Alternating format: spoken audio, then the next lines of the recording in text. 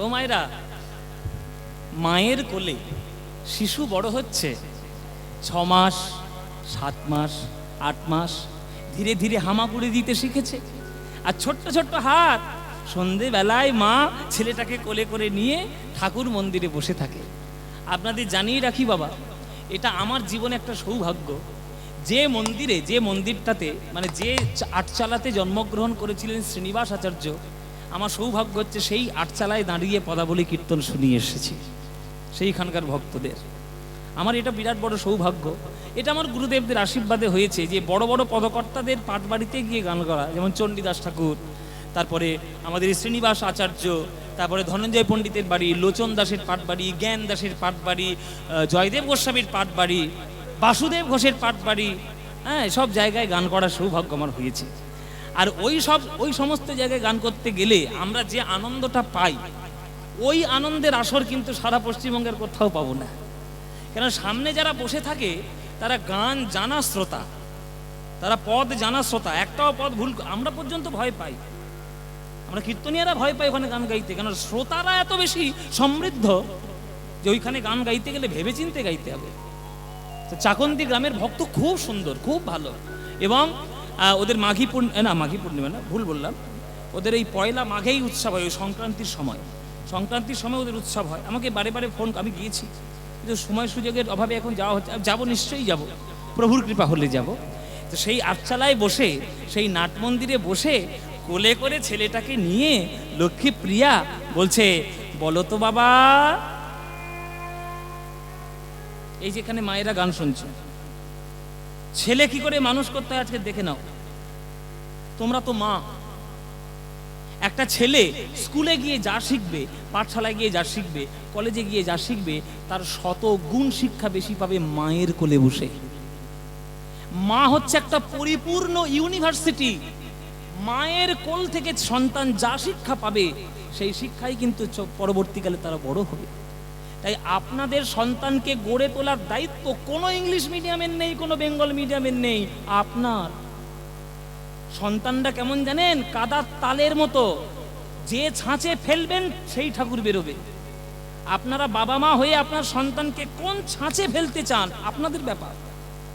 আপনারা সন্তানকে রামের ছাঁচে ফেলবেন, রাবণের ছাঁচে ফেলবেন? আপনারা অর্জুনের ছাঁচে ফেলবেন না দুর্যোধনের ছাঁচে ফেলবেন? এটা আপনাদের ব্যক্তিগত ব্যাপার, সেখানে হস্তক্ষেপ করার অধিকার আমার নেই। কিন্তু উপদেশটা দিতে পারবো, শুনলে ভালো, নাইলে গেল। দেখো কি করে মানুষ করতে হয়। কোলে করে বসিয়ে লক্ষ্মীপ্রিয়া বলছে শ্রীনিবাসকে, বলো তো বাবা, বলো। কানে কানে বলছি, বলো বাবা, বলো নিতাই নিতাই নিতাই, বলো গৌর গৌর গৌর। একটা মায়ের দায়িত্ব নয়, একটা বাবার দায়িত্ব নয় ছোটবেলা থেকে এইসব কানে নামগুলো ঢোকানো? করেছো তোমরা কেউ? কোলে ছেলে আর বসে বসে সিরিয়াল দেখছো, বোঝে না, সে বোঝে না, ও জীবনে কিচ্ছু বুঝবে না, সর্বনাশ হবে ওর জীবনে। মা হতে গেলে শুধু শরীর দিয়ে মা হওয়া যায় না, শুধু শরীর দিয়ে পিতা হওয়া যায় না, পিতৃত্ব মাতৃত্ব অর্জন করতে হয়, তবেই বাবা মা হওয়া যায়। সন্তানগুলোকে মানুষ করার চেষ্টা করুন, নইলে অমানুষে ছেয়ে যাবে। মানুষের মতো দেখতে অবয়ব ঘুরে বেড়াবে, মানুষ আর হবে না। দেখুন কোলে বসিয়ে বলছে, বলো তো বাবা, বলো, আমার সঙ্গে সঙ্গে বলো, বলো নিতাই নিতাই নিতাই, বলো গৌর গৌর গৌর। বলো বাপ শ্রীকৃষ্ণ চৈতন্য সুন্দর, বলো বাপ শ্রীকৃষ্ণ চৈতন্য সুন্দর, ওগো বলো বাপ শ্রীকৃষ্ণ চৈতন্য সুন্দর, বলো বাপ শ্রীকৃষ্ণ চৈতন্য সুন্দর।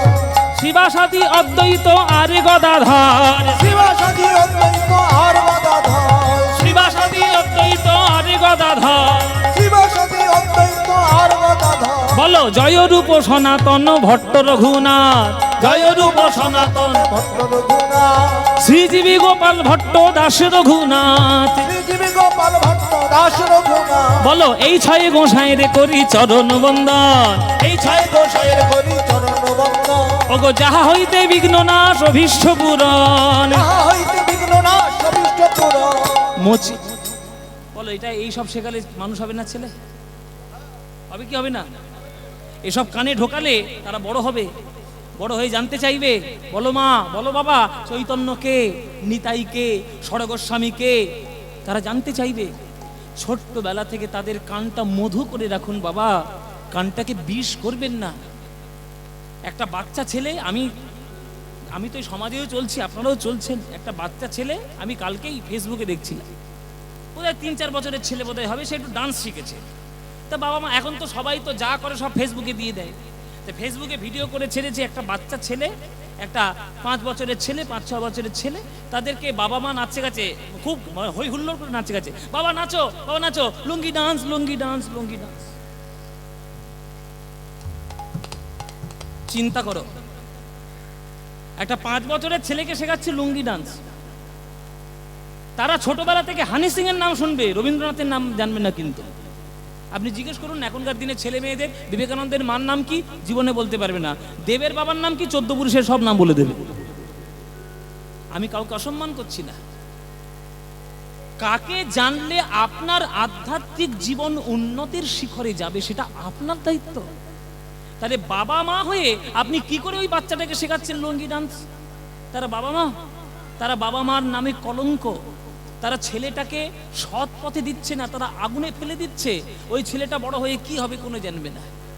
আধ্যাত্মিক পথে ছেলে যদি তৈরি করতে না পারেন, তাহলে প্রহ্লাদ হবে না, ধ্রুব হবে না, বিবেকানন্দ হবে না, রবীন্দ্রনাথ হবে না। কোনোদিন গর্ব করে বলতে পারবে না আমি সোনার বাংলা, আমি তোমায় ভালোবাসি। এই বাংলা প্রেমের জায়গা, এই বাংলা গৌরের মাটি। সেই মাটিতে কত বড় বড় সাধক বৈষ্ণব জন্ম নিয়েছে, তার মধ্যে আজকে শ্রীনিবাস। সে কি এমনি বৈষ্ণব হয়েছে?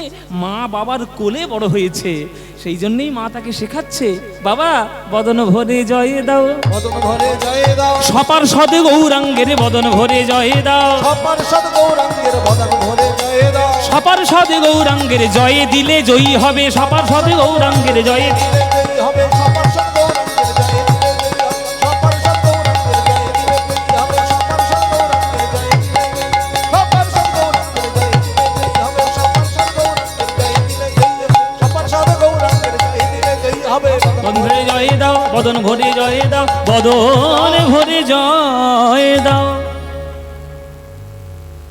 মায়ের কোলের শিক্ষায় ধীরে ধীরে ধীরে ধীরে উন্নতি হচ্ছে শ্রীনিবাসের। 7 বছর বয়স হলো, বাবার হাত ধরে বাবার কাপড় টেনে টেনে বলছে, ও বাবা আমায় তুমি পড়াশোনা শেখাবে না বাবা? রক্ত যাবে কোথায়? বাবারই তো রক্ত, যে নবদ্বীপে পড়াশোনা করব, পণ্ডিত হব, বেশি বেশি করে পড়বো, সে রক্ত কথা বলবে না? বাবার কাপড় ধরে বাবার হাত ধরে টেনে বলছে, বলো বাবা, ও বাবা আমি যাব না পড়তে। আশেপাশের সকল গুরু যারা আছেন তাদের সবার কাছে ভর্তি করে দিলেন শ্রীনিবাসকে। যেখানে দেখিবে ছাই উড়াইয়া দেখো তাই, পাইলেও পাইতে পারো অমূল্য রতন। যেখানেই যার কাছ থেকে যতটুকু পারবে শিখে নেবে। শিক্ষা ছাড়া কোনো গতি নেই, শিক্ষার শেষ নেই। আমাদের উস্তাদ জাকির হোসেন, যিনি চলে গেলেন, উস্তাদ জাকির হোসেন, আমরা তো মাঝে মাঝে তার সামনাসামনি একটু বসেছি, একটু সৌভাগ্য হয়েছে তার বাজনা শোনার। তো তিনি আমাদের একটা রিসাইট এসে বলেছিলেন যে বাবা, যতদিন বেঁচে থাকবে, যদি তোমার জীবনে যেদিন জানবে যে তোমার জীবনে শিক্ষা বলে আর কিচ্ছু নেই, সেদিন জানবেন তোমার জীবনটাই শেষ হয়ে গেছে। সেইটাই তোমার মৃত্যু দিন, যেদিনটা তোমার শিক্ষার শেষ হবে। এই মৃত্যুর দিন পর্যন্ত, চিতায় ওঠা পর্যন্ত শিক্ষা। এই শিক্ষা না নিলে তো হবে না। এই শিক্ষা করানোর জন্য যার কাছ থেকে যেমন ভাবে পারবে শিখে নেবে। সে আমার থেকে বয়সে ছোট হলেও আমি তার কাছ থেকে শিখব, আর বয়সে ছোট হলেও তার কাছ থেকে শেখা যায়, তার উৎকৃষ্ট প্রমাণ আমার গৌরাঙ্গ মহাপ্রভু। একটা 7 বছরের ছেলে গোপাল, তার কাছেও শিখে মহাপ্রভু বাণীর প্রচার করেছিলেন। গোপাল গুরু, গোপাল গুরু, গোপাল গুরু তাকে নাম বলেছিলেন। তাই শিক্ষা গ্রহণ করছে। আশেপাশের যত গুরু ছিল সবার কাছ থেকে শিক্ষা লাভ করে 12 বছর পার করলো, মহাপণ্ডিত হয়ে গেল শ্রীনিবাস ভট্টাচার্য। পড়াশোনা শিখেছে, পণ্ডিত হয়েছে। পণ্ডিতদের কথাবার্তা কি সাধারণ মানুষদের মতো হবে? একদিন বাবার কাছে এসেছে, আহা এসব জীবন কি মধুময় জীবন, এসব এই জন্য লীলা উৎসবগুলো শুনতে হয়, তবে ভক্ত হওয়া যায়। বাবার কাছে এসছে, এবার কথাবার্তার মধ্যে শালীনতা, ভদ্রতা, পণ্ডিত যে হয়েছে তার একটা প্রমাণ পাওয়া যাচ্ছে। বাবা, কি হয়েছে বাবা? আমি তোমাকে একটু প্রণাম করি আর একটা কথা বলবো। কি হয়েছে? না, আগে প্রণামটা করি। আচ্ছা ঠিক আছে, কর বাবা, কি হয়েছে বল। আমি তোমায় একটা কথা বলবো, তুমি কিছু মনে করবে না তো? না, মনে করার কি আছে, কি বল, যা বলবি বল। তুমি আমার বাবা, পাড়ার লোকেরা যদি তোমার নামে কিছু খারাপ কথা বলে আমার কি খারাপ লাগবে না ভালো লাগবে বলো বাবা? কেন, কি বলেছে? পাড়ার লোকেরা তোমার পণ্ডিত মশাই বললে তুমি সাড়া দাও না, ভট্টাচার্য মশাই বললে সাড়া দাও না, নাম ধরে ডাকলে সাড়া দাও না, চৈতন্য দাস বললেই তুমি নড়ে চড়ে বসো, তখন তুমি সাড়া দাও। এই চৈতন্য দাস কে? কে তোমার চৈতন্য? কার নামে তুমি এত পাগল হয়েছো বলো? আমার বাবার নামে খারাপ কেউ বললে আমার খারাপ লাগবে না? কার নামে তুমি পাগল হয়েছো বাবা? নাম ধরে ডাকলে তুমি সাড়া দাও না, তুমি চৈতন্য দাস বললে সাড়া দাও।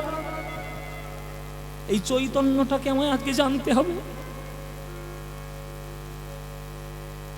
গঙ্গাধরের চোখের কোণ থেকে জল পড়ছে। ওরে শ্রীনিবাস রে, আমি যে চৈতন্যের নামে পাগল হয়েছি, সেই চৈতন্যকে যে একবারে দেখবে সেই তো আমার মতো পাগল হয়ে যাবে। আমার চৈতন্য কি জানিস? আমার গৌর রতন করে যতন রাখবো হিয়ার মাঝে, গৌর ভূষণ করব ধারণ, আমার যেখানে যেমন সাজে। আমার গৌর রতন ওরে যত রাখবে হৃদয়ে মাঝে, গৌর ভূষণ করব ধারণ যেখানে। সবাই করজোড়ে এই গানটি শুনবেন মায়েরা, বাবারা। এসব পদ, এসব গান আমাদের বাংলার কীর্তন জগতের এক একটা রত্ন। আমাদের দুর্ভাগ্য যে আমরা কীর্তন গানকে এখনো পর্যন্ত মনোরঞ্জনের গান বলে মনে করেছি। কীর্তন যে একটা সাধনা, এটা আমরা মনে করতে পারিনি। আমার গৌর রতন করে যতন রাখবো হিয়ার মাঝে, গৌর ভূষণ করব ধারণ, যেখানে যেমন সাজে। আমার গৌর বরণ ফুলের ঝাপা,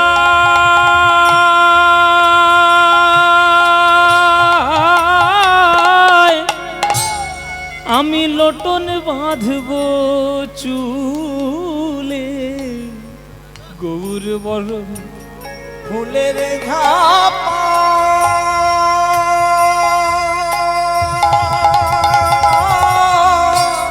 লোটন বাঁধব চুলে, আর গৌর বলে গরব করে আমি পথে যাব চলে। বাবা, আপনি যদি রাস্তা থেকে হেঁটে হেঁটে যান, সন্ধেবেলা একটা কাপড়ের পুটুলি কুড়িয়ে পেয়েছেন, অন্ধকারে দেখতে পাননি তার মধ্যে কি আছে, বাড়িতে এসে পুটুলি খুলে দেখছেন তার মধ্যে 100 খানা সোনার মোহর আছে। কেউ যদি অযাচিত ধন রাস্তার মধ্যে সোনার মোহর কুড়িয়ে পায়, সে কি পরের দিন সকালবেলায় পাড়ার লোককে দেখিয়ে বেড়াবে মোহর পেয়েছি, মোহর পেয়েছি, মোহর পেয়েছি বলবে? সঙ্গে সঙ্গে সে যত শীঘ্র সম্ভব সেই মোহরটিকে সিন্দুকের মধ্যে তুলে রাখবে, নইলে ব্যাংকের লকারে গিয়ে সে জমা দিয়ে আসবে। হ্যাঁ গো, 100টা মোহরের যদি এত দাম হয়, আমার গৌর হরির কত দাম তোমরা বলো? আমার গৌর হরি কি মোহরের থেকে কম? পৃথিবীর সকল সোনা একদিকে রাখো, আমার গৌরকে একদিকে রাখো, ওই গৌর ছাড়া কারোর হৃদয় তুলবে না। তোমরা দেখছো কি সই ওই গোরা রূপে আমার, আমার সকলই গেল ভেসে। দাস লোচন বলে কুতূহলে আমি দেখবো বসে বসে। দাস লোচন বলে কুতূহলে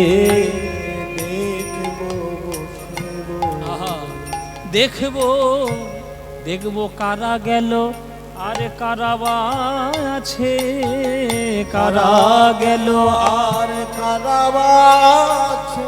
আমি দেখবো কারা গেল আর কারা আছে, কারা গেল আর কারাবা আছে। আমি গৌর ভালো বেসেছি বলে দেখবো কারা গেল আর কারা বা আছে। গৌর ভালো বেসেছি বলে দেখবো কারা আমায় ভালোবাসে। গৌর ভালো বেসেছি বলে দেখবো কারা আমায় ভালোবাসে। গৌর ভালো বেসেছি বলে দেখবো কারা আমায় ভালোবাসে। গৌর ভালো বেসেছি বলে দেখবো কারা আমায় ভালোবাসে। মুখে গৌর গৌর গৌর বলে কারা আমার ভালোবাসে। গৌর গৌর বলে কারা আমার ভালোবাসে। গৌর গৌর গৌর বলে দেখবো কারা গেল আর কারা বা আছে। লোচন বলে কুতূহলে দেখবো বসে বসে। বাবা, তুমি তো গৌরকে দেখেছ, আমি তো গৌরকে দেখিনি। তাহলে তোমার চৈতন্য সেই গৌর, যে মার কোলে বসে বসে আমি করতালি দিয়ে ছোটবেলায় শিখেছি গৌর গৌর গৌর, এই সেই গৌর, এই সেই চৈতন্য। বাবা, আমি দেখবো কি করে তোমার ভালোবাসার ধন আমি পাবো কি করে? আমি তোমার পুত্র হয়ে তোমার গৌরকে আমি কি করে চরণ ধরবো, আমায় বলে দাও। ওরে শ্রীনিবাস, পড়াশোনা অনেক করেছিস, যতদিনই বেঁচে থাকবি ততদিনে পড়াশোনা করতে পারবি, কিন্তু একবার যদি গৌর চলে যায় আর গৌরকে পাবি না। ছুটে যা, পুরীধামে চলে যা, গৌরের নামে নিয়ে আমার গৌরের চরণ দর্শন করে আয়। কেননা তার অবস্থা ভালো নয়।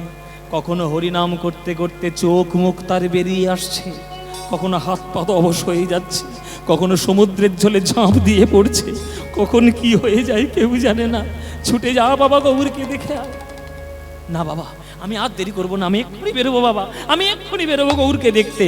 সেই ক্ষণে বেরিয়ে গেল শ্রীনিবাস ভট্টাচার্য গৌরকে দেখতে। গৌর গৌর গৌর গৌর গৌর গৌর গৌর হে গৌর গৌর গৌর গৌর গৌর গৌর গৌর হে গৌর গৌর গৌর গৌর গৌর গৌর গৌর হে গৌর গৌর গৌর গৌর গৌর গৌর হে গৌর গৌর গৌর গৌর গৌর গৌর গৌর হে নিতাই গৌর হরি বল।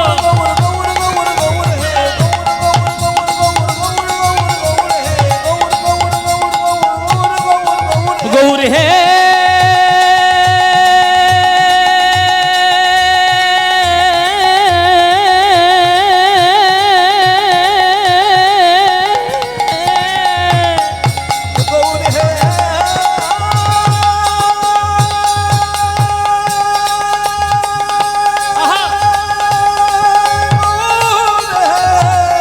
গৌর হে আমার গৌর হে আমার গৌর হে গৌর গৌর গৌর গৌর গৌর গৌর গৌর হে গৌর গৌর গৌর গৌর গৌর গৌর হে গৌর গৌর গৌর ভাই, ও ভাই, আরে তুমি এত হন্তদন্ত হয়ে ছুটে ছুটে কোথায় যাচ্ছ গো? বলে আমি পুরী ধামে যাচ্ছি। পুরী ধাম? তো জগন্নাথ কি পালাচ্ছে নাকি? এত ছুটে ছুটে যাবার কি আছে? আরে ধীরে ধীরে যাও, আনন্দ করে যাও। আরে পুরীতে যাচ্ছ, এত আনন্দ করে তাড়াহুড়ো করার কি আছে? ধীরে ধীরে যাও। বলে আমি কি শুধু জগন্নাথকে দেখতে যাচ্ছি ভাই? আমি আর একজনকে দেখতে যাচ্ছি। কাকে? শ্রীকৃষ্ণ চৈতন্য মহাপ্রভুকে। হ্যাঁ, কাকে দেখতে যাচ্ছ বললে? কেন মহাপ্রভুকে? মহাপ্রভু? ও আচ্ছা। নিজের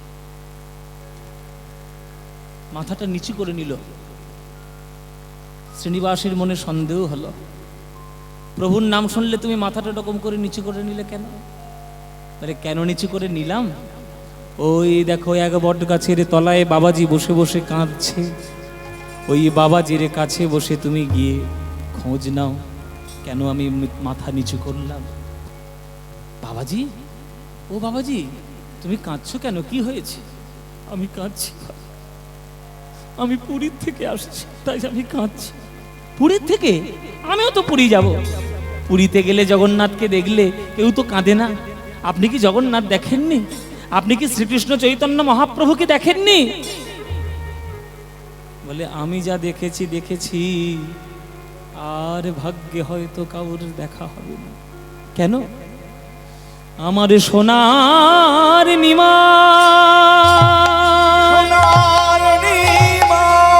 শ্রীকৃষ্ণ চৈতন্য মহাপ্রভু এই জগতে না, এই জগতে ছেড়ে তিনি চলে গেছে। প্রভু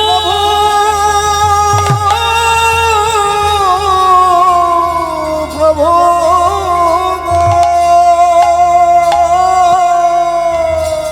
গৌর হে,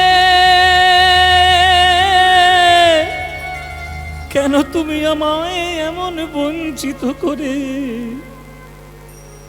আমাকে এইভাবে বঞ্চিত করলে? ও গোরা রূপ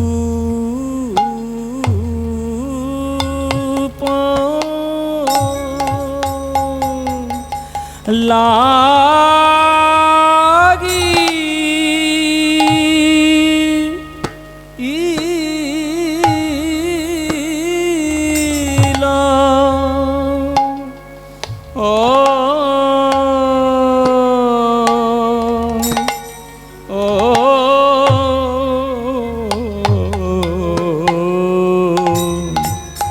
গোরারূপ লাগিল নয়, ও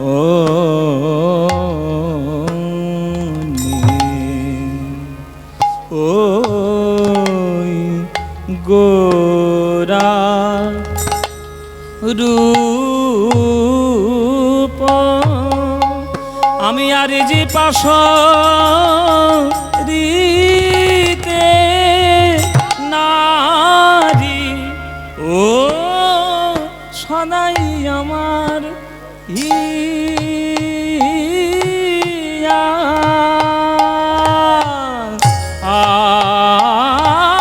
আয় জাগে আর যে পাশ দিতে নারী, সদাই আমার হিয়া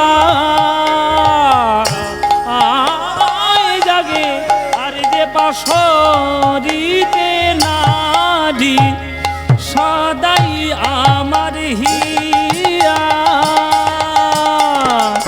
আয় জাগে আর যে পাশরিতে নারী, সদাই আমার হিয়া আয় জাগে আর যে পাশরিতে নারী, সদাই আমার হিয়া। হরি বল হরি বল। আয় জাগে আর যে পাশরিতে নারী, সদাই আমার হিয়া আয় জাগে আর যে পাশরিতে নারী, সদাই আমার হিয়া আয় জাগে আর যে পাশ হৃদে নারী ই ই ই ওই গোরা রূপ।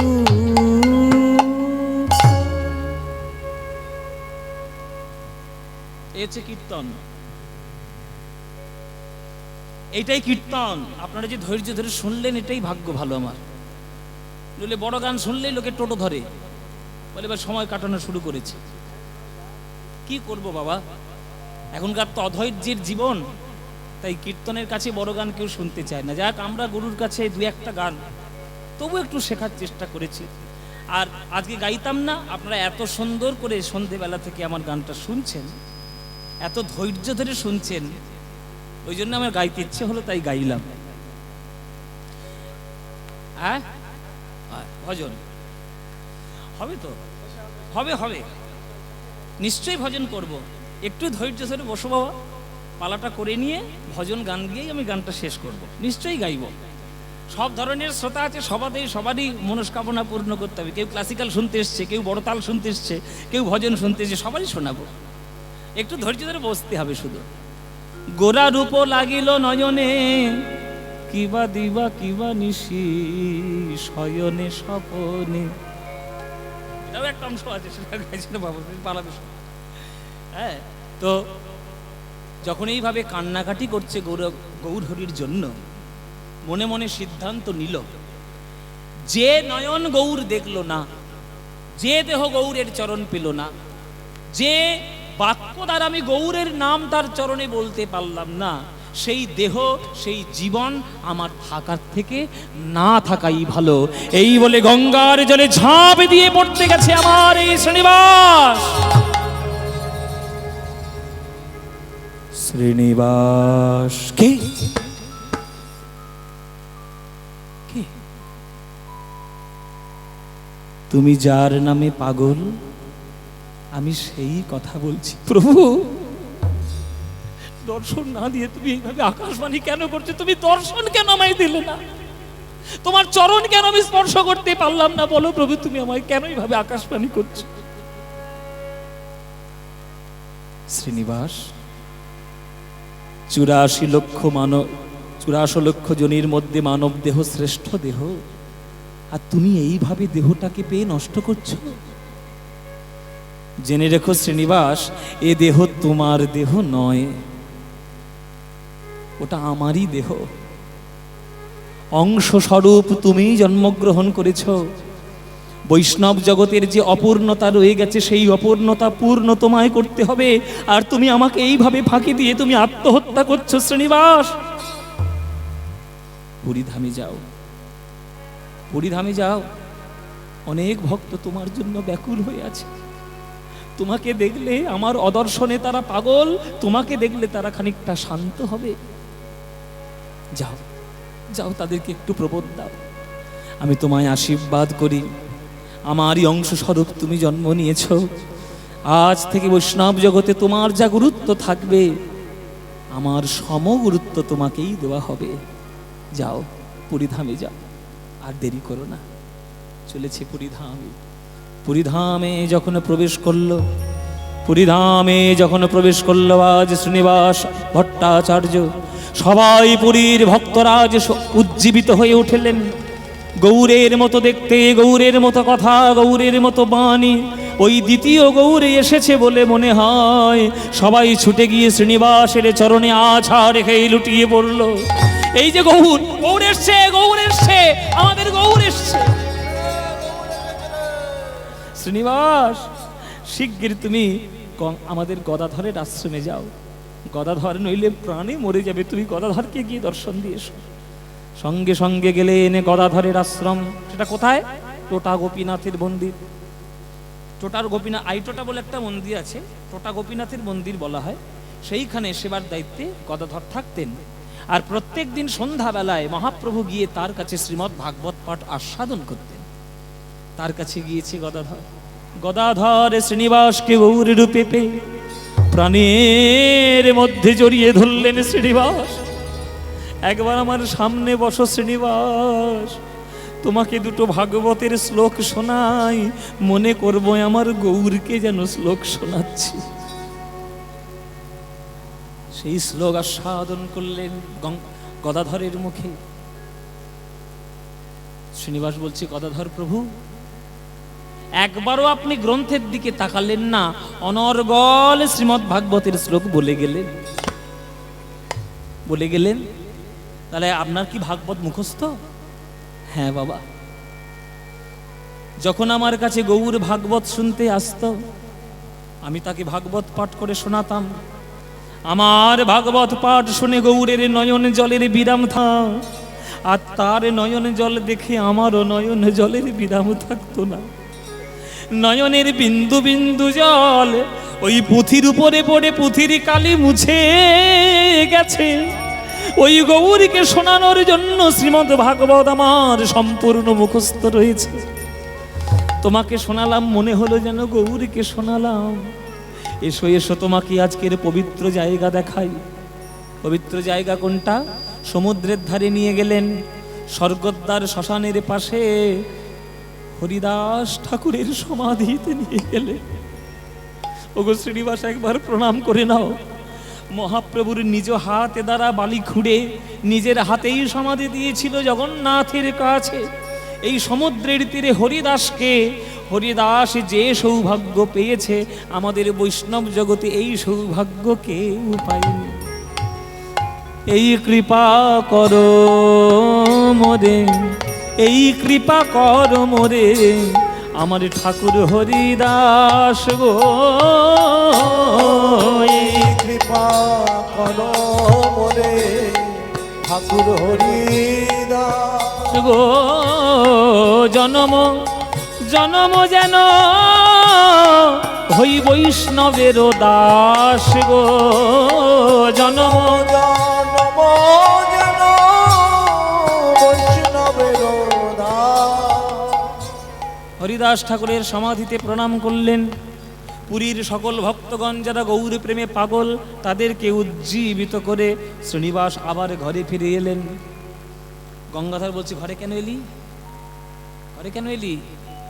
সংসার তোর জন্য নয়, জীবনে সব কিছু করতে পারবি। জগতের সর্বশ্রেষ্ঠ প্রেম হচ্ছে বৃন্দাবনের ব্রজ প্রেম। ঘর এখন তোর জায়গা নয়, চলে যা বাবা, আমি তোর বাবা, আমি তোর আজ্ঞা দিলাম। মধুময় বৃন্দাবনে গমন কর, মধুময় বৃন্দাবনে চলে যা। রাধা গোবিন্দের চরণাশ্রিত হ, গোবিন্দের ভজন কর। গোবিন্দের চরণের কৃপা পেলে মানবী জীবন ধন্য হয়ে তুই হীরের মতো চকচক করবি।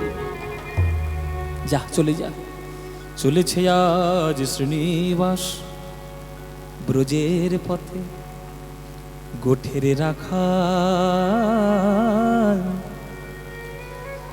বলে দে রে।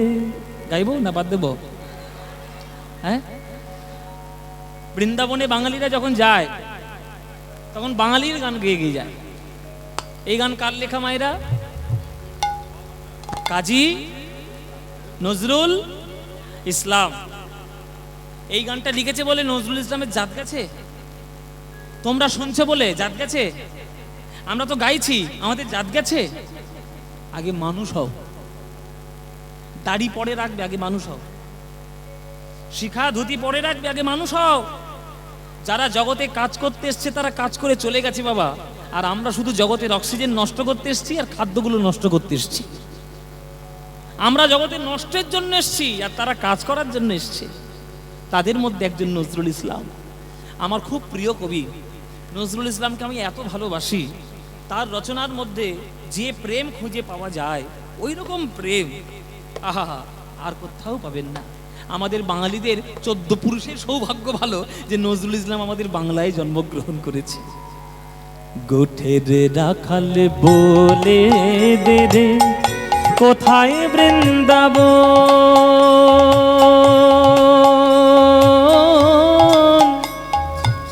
কোথায় বৃন্দাবন,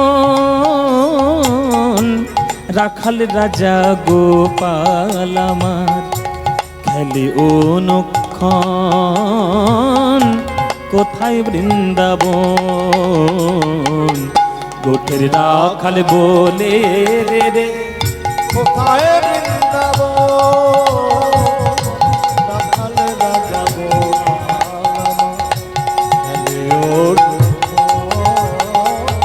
কোথায় বৃন্দাবন? কোথায় বৃন্দাবন? দিনে রাতে মিলন রসে চাঁদ হাসে রে চাঁদের পাশে।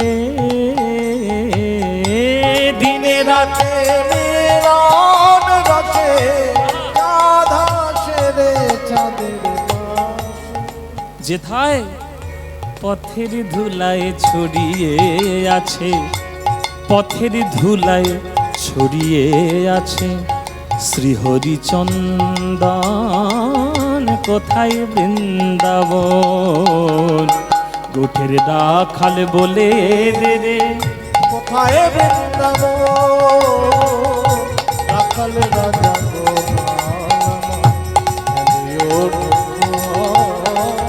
কোথায় বৃন্দাবন?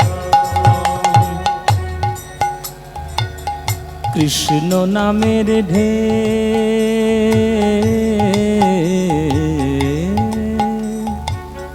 কৃষ্ণ নামের ঢেউ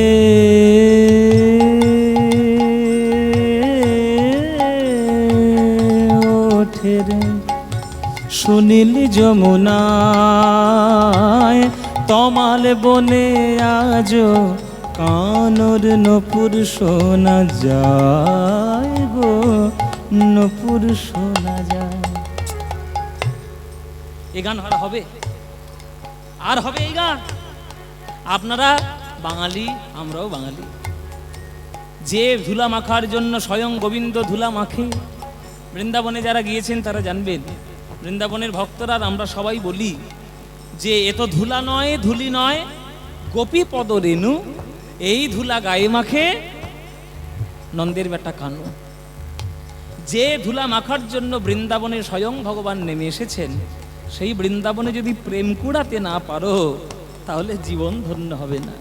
ধাসা রে গা রে গা রে গা পা মা পা রে মা গা, ধাসা রে গা রে গা রে গা পা ধাসা ধা পা গা, গা পা সা নি ধা ধা দা নি দা নি দা নি দা সা নি দা পা পা দা গা গা পা গা রে গা সা গা রে গা রে সা।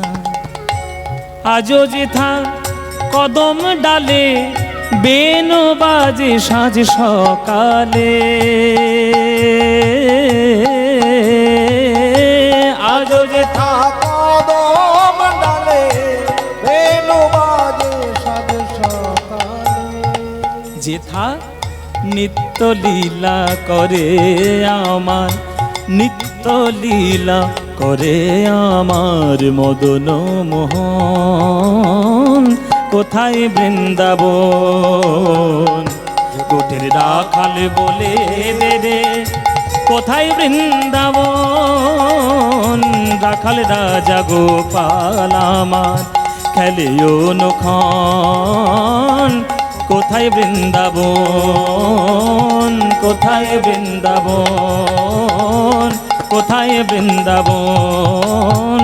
কোথায় বৃন্দাবন? কোথায় বৃন্দাবন? কোথায় বৃন্দাবন?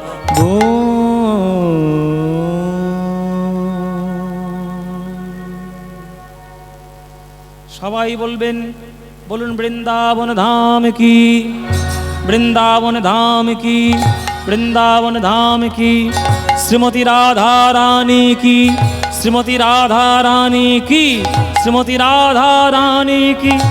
बोलो प्रेम से राधे राधे, बोलो राधे राधे, बोलो राधे राधे। वृंदावनं सखी भुववितनोति कीर्तिं यद् देवकी सुतपदाम्बुजलब्धलक्ष्मी गोविन्द वेणुमनमत्तमयूरनृत्यं প্রেক্ষাদিশান্য পরতান্য সমস্ত সত্বম। বৃন্দাবনে তখন এক বৈষ্ণব বাস করতেন, তার নাম হচ্ছে গোপাল ভট্ট গোস্বামী। কি বললাম আমি? এই গোপাল ভট্ট গোস্বামী কে? ষড় গোস্বামীর এক গোস্বামী। আমরা সবাই কি বলি মায়েরা? জয় রূপ সনাতন ভট্ট রঘুনাথ, তারপরে কি শ্রীজীব গোপাল ভট্ট। এই হচ্ছে গোপাল ভট্ট। এই গোপাল ভট্টের বাড়ি কোথায়? এই গোপাল ভট্টের বাড়ি ছিল দক্ষিণ ভারত। শ্রীরঙ্গম বিষ্ণু মন্দিরে যখন মহাপ্রভু চাতুর্মাস্য ব্রত করেছিলেন, তখন এই গোপালের সেবায় দ্বারা তিনি সন্তুষ্ট হয়েছিলেন। তার সেই বিষ্ণু মন্দিরের সেবায় যিনি ছিলেন তার নাম হচ্ছে বেঙ্কট ভট্ট। সেই বেঙ্কট ভট্টের পুত্র হচ্ছে গোপাল ভট্ট। তা মহাপ্রভু তার সেবায় খুব সন্তুষ্ট হয়ে বলেছিলেন, গোপাল পড়াশোনা কর, তোদের দক্ষিণ ভারতে যেসব শাস্ত্র আছে এরকম উত্তর ভারতে এরকম শাস্ত্র নেই, তুই সব শাস্ত্রগুলো পড়বি, পড়ে আমাদের জন্য সংকলিত করে তুই বৃন্দাবনে নিয়ে যাবি। তারপরে মহাপ্রভু চলে গেলেন আমার পুরীধামে।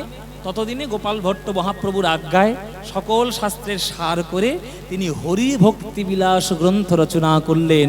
আর সেই হরি ভক্তিবিলাস গ্রন্থ নিয়ে আজ বৃন্দাবনে তিনি হাজির হলেন গোপাল ভট্ট গোস্বামী। তাই শ্রীনিবাস যখন প্রবেশ করবে, যেদিন বৃন্দাবনে প্রবেশ করবে তার আগের দিন রাত্রির বেলায় স্বয়ং মহাপ্রভু গোপাল ভট্টকে স্বপ্ন দিলেন। গোপাল প্রভু স্বপ্নে দেখা দিয়েছ, নিশ্চয়ই কোনো উদ্দেশ্য আছে। নিশ্চয়ই উদ্দেশ্য তো আছেই। শোন গোপাল, আগামীকাল আমার অংশ স্বরূপ শ্রীনিবাস ভট্টাচার্য তোর আশ্রমে প্রবেশ করবে।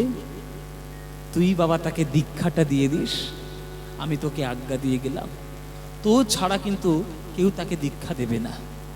তাই শ্রীনিবাস ভট্টাচার্য যেই প্রবেশ করেছেন বৃন্দাবনে, আজ গোপাল ভট্ট দুহাত বাড়িয়ে দাঁড়িয়ে রয়েছেন কখন শ্রীনিবাস প্রবেশ করবে। ছুটে গিয়ে জড়িয়ে ধরেছে, ওরে শ্রীনিবাস বলে বুকের মধ্যে।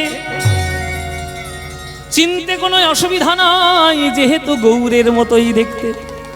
বুকে জড়িয়ে ধরে বলছে, শ্রীনিবাস তোমাকে দীক্ষা দেব আমি, প্রভু আমায় কাল রাত্রে আজ্ঞা দিয়ে গিয়েছেন। সেই গোপাল ভট্টের কাছে দীক্ষিত হয়েছিলেন শ্রীনিবাস ভট্টাচার্য। দীক্ষা গ্রহণ করলেন। তারপরে জীব গোস্বামীর চরণে গেলেন। জীব গোস্বামীর চরণ প্রান্তে গিয়ে তিনি শ্রীমদ্ ভাগবত পাঠ শিখলেন। জীব গোস্বামীকে রূপ সনাতন গোস্বামীর ভাইপো। ওনার মতো এক বিদগ্ধ পণ্ডিত, ওনার মতো ভাগবতের টিকাকার, ওনার মতো ভাগবত ব্যাখ্যাকার ভারতবর্ষে আর দ্বিতীয়টি হয়েছে বলে আর কেউ কখনো মনে করতে পারবে না।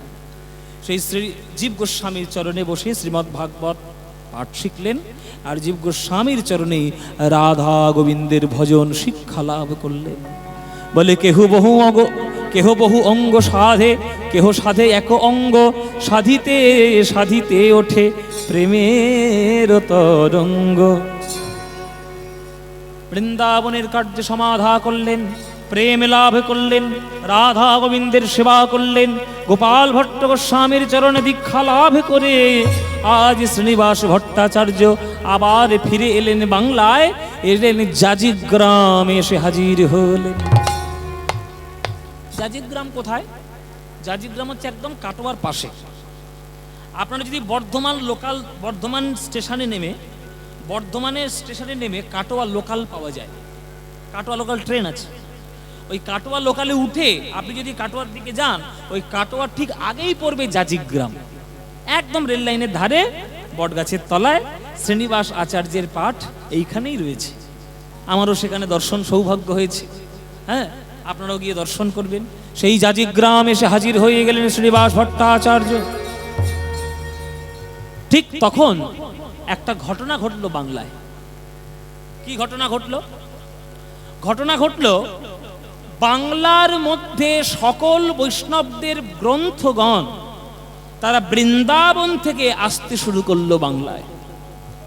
আপনারা সবাই জেনে রাখুন, ইসলাম ধর্মের প্রত্যেকটি শাসক যারা দিল্লিতে বসেছে, মুখে তারা যত বড় বড়ই কথা বলুক, ভেতরে ভেতরে চেষ্টা করেছে সকল হিন্দুদেরকে কি করে কাফের বানানো যায়। এটা তাদের চেষ্টা ছিল, এটা সত্যি বাবা, কে মানবে না মানবে আমার দেখার দরকার নেই। তাদের প্রত্যেকের গোপনে গোপনে চেষ্টা যে ভারতবর্ষের মন্দির কি করে ধ্বংস হবে, ভারতবর্ষের শাস্ত্র কি করে পোড়ানো যাবে, আর ভারতবর্ষের হিন্দুদেরকে কিভাবে মুসলমান বানানো যাবে, এইটা তাদের ভেতরে ভেতরে প্রচেষ্টা ছিল। তাই তারা উত্তর ভারতে যেভাবে শাসন করেছে, দক্ষিণ ভারতে কিন্তু অতটা করতে পারেনি, কেননা দক্ষিণ থেকে উত্তরটা অনেকটা দূরে। ওই জন্য দিল্লির মসনদে বসে তাদের সবসময় ইচ্ছা ছিল যে এই কাণ্ডটি কি করে করবে। আপনারা সবাই জানেন যে নালন্দা বিশ্ববিদ্যালয়ের এত গ্রন্থ ছিল যে সেই পুঁথির পাতা পোড়াতে পোড়াতে তাদের সেনাদের খাদ্য রসদ তৈরি করত 6 মাস শুধু পুড়তে লেগেছে, এত পুঁথি ছিল। 6 মাস শুধু বই পুড়িয়েছে, কাঠফাট কিচ্ছু পোড়ায়নি, শুধু বই পুড়িয়েছে। আমাদের ভারতবর্ষ সাহিত্যে, সংস্কৃতিতে, আধ্যাত্মিকতায়, সঙ্গীতে সর্বশ্রেষ্ঠ ছিল, এখনো সর্বশ্রেষ্ঠ আছে, চিরকাল সর্বশ্রেষ্ঠ থাকবে। যে ভারতবাসী, যে মূর্খ ভারতবাসী এখনো পর্যন্ত ভারতকে চেনেনি, তার ভারতে থাকার কোনো অধিকারই নেই। অন্য জায়গায় গিয়ে ডুবে মরুক, কেননা ভারতবর্ষকে সে চেনেনি। এই ভারতের মহাসাগরে, মহামানবের সাগর তীরে তোমরা এখনো ভারতকে চেনো না। তাই সেই ভারতবর্ষের গ্রন্থগণ বৈষ্ণবরা মনে মনে ভাবলেন দিল্লি থেকে বৃন্দাবন বেশি দূর নয়। কোনো সম্রাটের যদি মনে হয় যে বৃন্দাবনে আক্রমণ করে সব শাস্ত্র মুছে দেবো, বৈষ্ণবদেরকে হটিয়ে দেব, তখন কি হবে? আমাদের রচিত শাস্ত্র, আমাদের সাধনার ধনগুলো নষ্ট হয়ে যাবে। তাই কি করলো? গরুর গাড়ি ভর্তি করে কাগজের ওই পুঁথিপত্র, তালপাতার পুঁথিপত্র কাঠের পেটিতে বন্দি করে সব বাংলায় পাঠিয়ে দিতে শুরু করলো। কেননা মহাপ্রভুর প্রভাবে, বৈষ্ণবদের প্রভাবে বাংলায় কিন্তু অতটা প্রভাব ছিল না। ওই শাস্ত্র পুড়িয়ে দেওয়ার ভয়, এটা বাংলায় ছিল না, ওটা ছিল দিল্লিতে। তাই তারা সব বাংলায় পাঠিয়ে দিতে শুরু করলো। সেই আসার পথে বৃন্দাবন থেকে গ্রন্থ আসছে বাংলায়, মাঝখানে একটা জায়গা পড়ে, তার নাম হচ্ছে বন বিষ্ণুপুর, বাঁকুড়া জেলার বিষ্ণুপুর। সেই বিষ্ণুপুরের এক রাজা ছিলেন, তার নাম হচ্ছে বীর হাম্বির রাজা। সেই বীর হাম্বির রাজা, তার রাজ জ্যোতিষী তার হাত দেখে বলেছে যে আপনার রাজ্যের পশ্চিম দিক থেকে অনেক বিরাট বড় রত্ন ভান্ডার প্রবেশ করবে। তাই বীর হাম্বির রাজা, কেমন তার স্বভাব, দিনের বেলায় যখন তিনি সিংহাসনে বসেন তিনি বিরাট বড় শাসক রাজা, আর সন্ধ্যা পার হয়ে গেলেই তিনি ডাকাতের সর্দার, বিরাট বড় ডাকাতি করবে। কেন না, বাঁকুড়া হলে, বাঁকুড়া জেলাটা হলো বাংলা, বিহার, উড়িষ্যার বর্ডার, আর বর্ডার মানেই আপনারা সবাই জানেন 2 নম্বরি মাল পাচার হবে। তাই সেই 2 নম্বরি মালগুলোকে পাচার করার রোধ করে সেগুলো লুটপাট করে নিয়ে আসতো, নিজের কোষাগারে ভর্তি করতো। তার রাজ জ্যোতিষী বলেছেন যে লাঠিয়াল পাঠিয়ে দাও পশ্চিম দিকে, রত্ন ভান্ডার ঢুকবে। এই কালু, এইটা মদন, হ্যাঁ, আর কালু মদন, এই প্রভু, এই তোরা চলে যা পশ্চিম দিকে চলে যাবি, রত্ন ভান্ডার প্রবেশ করবে, ওইগুলো লুটপাট করে ঘরে নিয়ে আসবি। যে বাধা দেবে, লাঠি হাতে থাকবে, তীর হাতে থাকবে, যেটা পাবি মাথায়।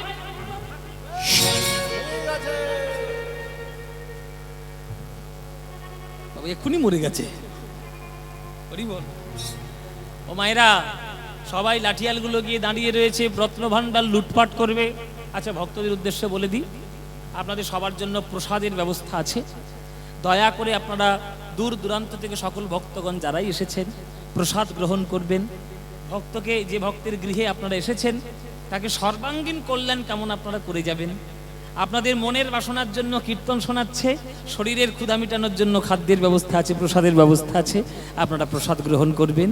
সেই রাস্তায় যখন এবার ঢুকছে তখন সেই লাঠিয়ালরা মেরে তাড়িয়ে দিয়েছে। আরে রে রে রে রে রে রে, আরে রে,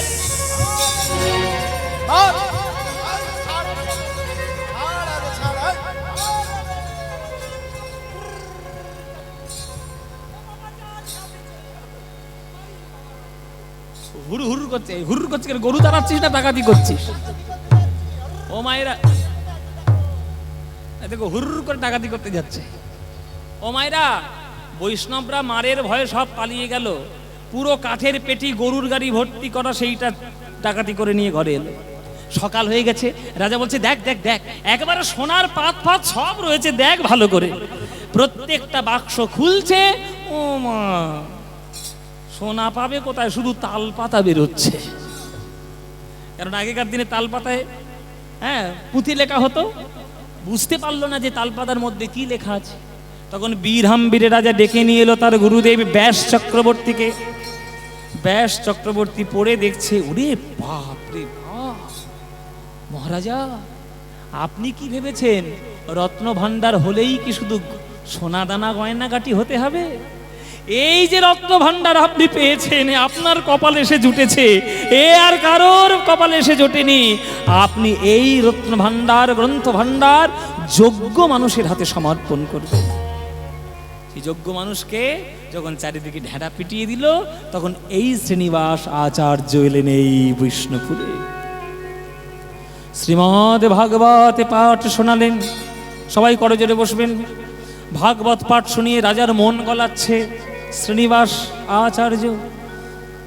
বৃন্দাবনং সখী ভুব বিতনোতি কীর্তি यद देवकी सुतपदाम्बुजलब्ध लक्ष्मी गोविंद वेणो मनमत्तमयोरनृत्यं प्रेक्षादिशानि वरदान्य समस्त सत्यं बर्हापीडं नटबरबापु कर्णयो कर्णिकारं बिभ्रद्वासो कनककपीशं वैजयन्तीं च मालं रन्ध्राणवेणधरसूधया पूरयन् गोपवृन्दै वृन्दारण्यं स्वपदरमणं प्राविशद गीतकीर्तिः तूर्णिताण्डविनिरतं वितनुते तुण्डावलिलब्धये कर्णक्रोडकडम्बिनि घटयति कर्णाभृतभ्रस्पृहं चेतप्राङ्गणसङ्गिनि विजयते सर्वेन्द्रियाणां कृतिं न जाने जनित कियद्भयमृते कृष्णते वर्णद्वयि हे कृष्ण करुणा सिन्धु दीनबन्धो जगत्पते गोपेश गोपीकान्त राधाकान्त नमस्तुते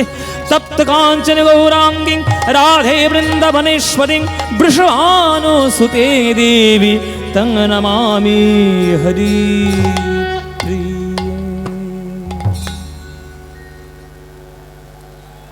এমন নয়নের জলে মধুর কণ্ঠে শ্রীমদ্ ভাগবত শুনিয়েছে। যে বীরহাম্বীর রাজা অর্থ ছাড়া কিছু বোঝে না, আজ সিংহাসন থেকে ছুটে এসে গুরুর চরণে পড়েছে, পরমার্থ লাভ করার জন্য নয়ন জলে কাঁদছে। প্রভু মোর শ্রীনিবাস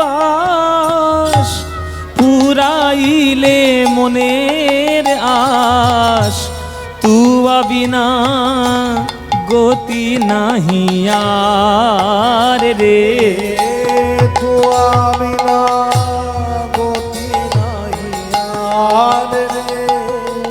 আমি আছি নো মায়ার কি, আমার বড়ই লাগিত মিট, দেখাইলা আমি আরো ধারে, দেখাইলা আমি আরো ধারে। হরি বল, হরি বল বাবা। গোবরে পোকা আর একটা মৌমাছির মধ্যে বন্ধুত্ব হয়েছে। মৌমাছি জিজ্ঞেস করছে গোবরে পোকাকে, ওরে গোবরে পোকা তুই তোমার বন্ধু, তুই কি খাস? তখন গোবরে পোকা বলছে আমি গোবর খাই, গোবর খাই। মৌমাছি বলছে খাস গোবর, আবার বুক ফুলে বলছিস? তুই যেটা খাস সেটা জগতের সব থেকে নিকৃষ্ট, ওটা বিষ্ঠা, দুর্গন্ধ হয়, ওকে কেউ ছোঁয় না, ওটা গোবর, ওটা জগতের নিকৃষ্ট বস্তু। তখন গোবরে পোকা বলছে মৌমাছিকে তুই কি খাস?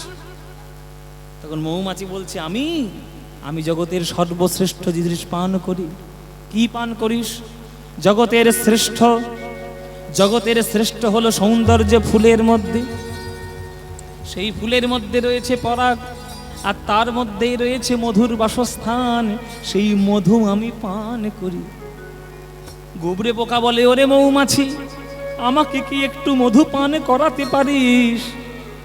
কোনো মৌমাছি যদি ভাগ্যক্রমে কোনো গোবরে পোকার মুখে একবার মধু লাগিয়ে দেয়, আর কি আর কোনো দিন সে গোবরের মধ্যে ফিরে যাবে? তত্ত্বের দিক দিয়ে কি বিচার? এখানে আমরা হলাম গোবরে পোকা, আর বৈষ্ণব ব্রাহ্মণ হলেন মৌমাছির সমান। গুরু বৈষ্ণবের মুখে কৃষ্ণ নাম মধু একবারে পান করলে সংসারের গোবর আর কখনোই আমাদের ভালো লাগবে না। তাই বলছে বীরহাম্বীর বলছে, আছি নো মায়ার কীট, আমার বড়ই লাগিত মিঠ, দেখাইলা অমিয়ার ধারে, দেখাইলা আমি আর ধারে। জীবের নিস্তার লাগি নন্দসুত হরি, জীবের নিস্তার লাগি নন্দসুত হরি, আহা ভুবনে প্রকাশ হন গুরু রূপ ধরি, ভুবনে প্রকাশ হন গুরু রূপ ধরি। আজ মহিমায় গুরু কৃষ্ণ এক করি জানো, মহিমায় গুরু কৃষ্ণ এক করি জানো, আজ গুরু আজ্ঞা হৃদে সদাই সত্য করি মানো, গুরু আজ্ঞা দিতে সদাই সত্য করি মানো। গুরু রূপে ভগবান, গুরু রূপে ভগবান সে যে শিষ্যের করে পরিত্রাণ, গুরু রূপে ভগবান শিষ্যের। করে পরিত্রাণ, গুরু রূপে ভগবান। ওই বীরহাম্বীর রাজা এই শ্রীনিবাস আচার্যের শিষ্য হয়ে গেছিলেন। সেই সমস্ত গ্রন্থ ভাণ্ডার নিয়ে এসে হাজির হলেন আমাদের এই জাজিক গ্রামে। সেই জাজিক গ্রামে তারপরে ভাগবত পাঠ করার সময় তার এক পরম প্রেমময়, তার পরম এক প্রিয় শিষ্য রামচন্দ্র কবিরাজ তার কাছে দীক্ষিত হয়েছিলেন। সেই রামচন্দ্র কবিরাজ একদিন গুরুদেবকে ধ্যানের হাত থেকে ফিরিয়ে নিয়ে এলেন। কেননা ধ্যানের মধ্যে বসে 7 দিন ধরে পড়েছিল, কিন্তু এই রামচন্দ্র কবিরাজ সেই ধ্যানের মধ্যে প্রবেশ করে তাকে রাধারানীর বেসর, নাকের বেসর খুঁজে দেওয়ার গুরু দায়িত্ব তুলে নিয়েছিল। খুঁজে দিলেন, রাধারানীর হাতে তুলে দিলেন। রাধারানী নিজের চর্বিত তাম্বুল সেবার জন্য হাতে দিলেন। সেই সেবার জন্য চর্বিত তাম্বুল গুরু শিষ্য যখন মুখে দিলেন, 1 সপ্তাহ পরে জাজিক গ্রামে শ্রীনিবাস আচার্যের ধ্যান ভঙ্গ হল। 1 সপ্তাহ পর যখন ধ্যান ভঙ্গ হলো, দেখছে ধ্যান ভেঙে হাতেও লাল পানের দাগ, ঠোঁটেও লাল পানের দাগ। তাই রামচন্দ্রকে জড়িয়ে ধরেছে শ্রীনিবাস। আজ দুজনাই কাঁদিছে, আজ দুজনাই কাঁদিছে, আজ রামচন্দ্র শ্রীনিবাস তারা দুজনাই কাঁদিছে। রামচন্দ্র ওই একে অন্যের জড়ায় ধরে, রামচন্দ্র শ্রীনিবাস একে অন্যের জড়ায় ধরে, রামচন্দ্র শ্রীনিবাস একে অন্যের জড়ায় ধরে, রামচন্দ্র শ্রীনিবাস একে অন্যের জড়ায় ধরে, রামচন্দ্র শ্রীনিবাস দুজনাই কাঁদিছে। সেই রামচন্দ্র আর শ্রীনিবাস তারা প্রত্যেককেই আমাদের বৈষ্ণব জগতের মাথার মণি। তারা এই বৈষ্ণব ধর্ম, এই প্রেম জগৎ তারা আরো উৎকৃষ্ট করলেন। সেই জাজিক গ্রামে রামচন্দ্র আর শ্রীনিবাসের মহামিলন ঘটল। জয় নিতাই।